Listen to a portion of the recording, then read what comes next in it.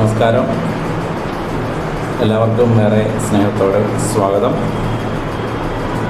Pala Alphonsa college അതിൻ്റെ വജ്ര jubilee ആഘോഷങ്ങളിലൂടെ കടന്നു പോവുകയാണ് ഈ വർഷം.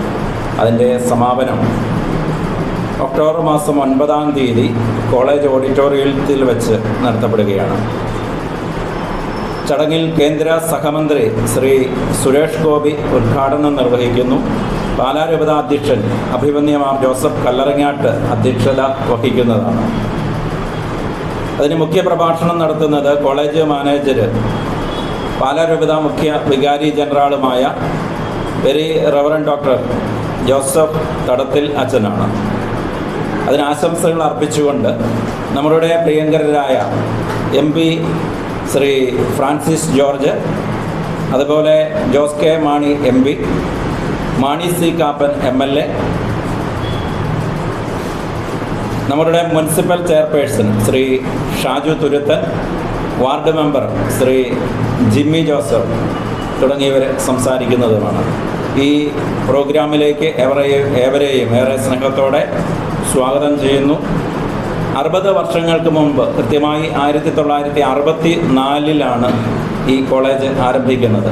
64-ൽ കോളേജ് ആരംഭിക്കുമ്പോൾ വനിതാ കോളേജ് എന്ന രീതിയിൽ അത് തുടങ്ങുക എന്നുള്ളത് ഏറെ ശ്രമകരമായ ദൗത്യമായിരുന്നു. വനിതകൾക്ക് മാത്രം അഡ്മിഷൻ നൽകിക്കൊണ്ട് സ്ത്രീകളെ സമൂഹത്തിൻ്റെ മുൻപന്തിയിലെത്തിക്കുക എന്ന ലക്ഷ്യത്തോടു കൂടി ആരംഭിച്ച വിദ്യാഭ്യാസ സ്ഥാപനമാണ്. യശസ്വരീയനായ പാലാ രൂപതയുടെ ആദ്യ പിതാവ് മാർ സെബാസ്റ്റ്യൻ വയലിൽ പിതാവിൻ്റെ ദർശനത്തിൽ ആണ് ഈ കോളേജ് ഉദയം ചെയ്തത്. തുടർന്ന്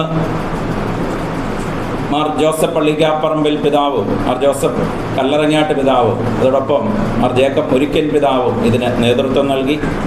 ഇന്ന് അഭിമാനത്തോടു കൂടി നാടിൻ്റെ നാനാ മേഖലകളിലും നേതൃത്വം നൽകുന്ന ഒരുപാട് വനിതകളെ വാർത്തെടുക്കുവാനായിട്ട് ഈ കോളേജിന് സാധിച്ചിട്ടുണ്ട്. വിദ്യാഭ്യാസ മേഖലകളിൽ ഇന്ന് സമൂഹത്തിൽ ഉന്നതയിൽ നിൽക്കുന്ന ഒരുപാട് വ്യക്തികളുണ്ട്. അതുപോലെ സാമൂഹിക, മാധ്യമ, രാഷ്ട്രീയ, കലാ, കായിക മേഖലകളിൽ മുൻപന്തിയിൽ നിൽക്കുന്ന ധാരാളം ആളുകളെ വാർത്തെടുക്കുവാനായിട്ട് ഈ സ്ഥാപനത്തിന് സാധിച്ചിട്ടുണ്ട്.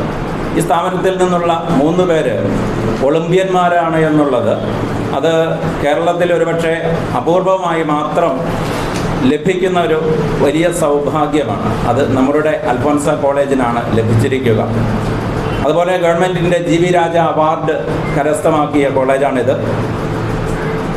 കോളേജിൻ്റെ സാമൂഹിക പ്രതിബദ്ധതയുടെ ഭാഗമായിട്ട് ഈ ജൂബിലി വർഷത്തിൽ 60-ാം വാർഷികം ആഘോഷിക്കുമ്പോൾ 60 ഭവനങ്ങൾ ഭവനരഹിതരായിട്ടുള്ളവർക്ക് പണിതു കൊടുക്കുവാനായിട്ട് നമുക്ക് സാധിച്ചു എന്നുള്ളത് ഏറെ അഭിമാനത്തോടു കൂടി ഞങ്ങൾ ഓർക്കുകയാണ്.